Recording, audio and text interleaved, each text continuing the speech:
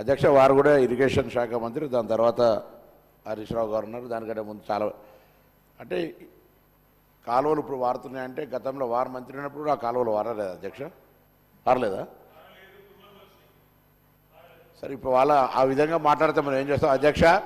చరిత్ర తీయండి, కాలువల తవ్విన కాలం నుంచి చరిత్ర తీయండి. వరద కాలువ తీసిరు, శ్రీరామ్ సాగర్ ఎవరు కట్టిరు, ఎల్లంపల్లి ఎవరు కట్టిరు, లోయర్ మానేరు ఎవరు కట్టిరు, ఆ 9వ ప్యాకేజ్ అప్పర్ మానేరే పూర్తి చేయనటువంటి శాసనసభ్యుడు సిరిసిల్ల 10 ఏళ్ళు యువరాజు ఆయన మాట్లాడితే ఎట్లా అధ్యక్ష? అందుకే ఇవాళ గోదావరి పరివాహక ప్రాంత బిడ్డగా అరే మీరు ఇలా నాకు హుస్నాబాద్ నియోజకవర్గంలో గౌరవేలి ప్రాజెక్టు కడితే దానికి డిస్ట్రిబ్యూషన్ సిస్టమే అధ్యక్ష. 80% పూర్తి అయిన ప్రాజెక్టును మీరు వచ్చి 2014లో గౌరవ కేసీఆర్ గారు నేను కుర్చేసుకొని కడతా అన్న ప్రాజెక్టు కూడా పూర్తి కాకపోతే కుర్చేసుకొని కడతా అన్న ప్రాజెక్టు కూడా హుస్నాబాద్ బిడ్డగా ఇలా హుస్నాబాద్ లా కుర్చేసుకున్న ప్రాజెక్టు పూర్తి కాలే. దానికి ఏం చేయాలి చెప్తారు? ఇలా గోదావరి పరివాహక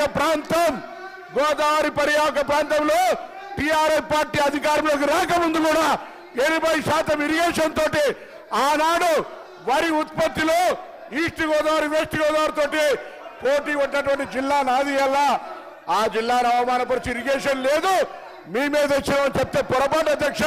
సభను తప్పుదోవ పట్టించినట్టు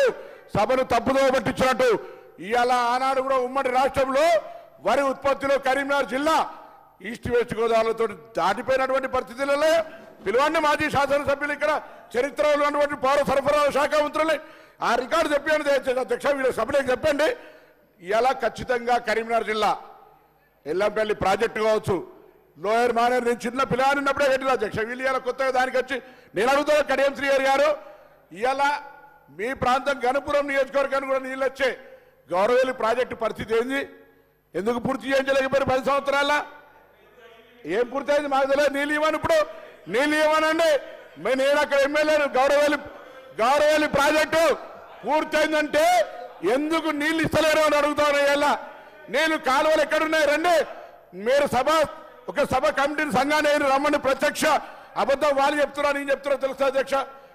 ట్యాంక్ బండ పూర్తయింది, దాన్ని నింపు, కానీ కాలువలే లేవు. ఇట్లా వాళ్ళు ఏం పడతారు తప్పుడు సమాచారంగా కాలువలే లేవు, కాంగ్రెస్ హయాంలో నీళ్ళే లేవు అని మాట్లాడితే ఎట్లా అధ్యక్ష? తుమ్మలు మొలిసినాయి.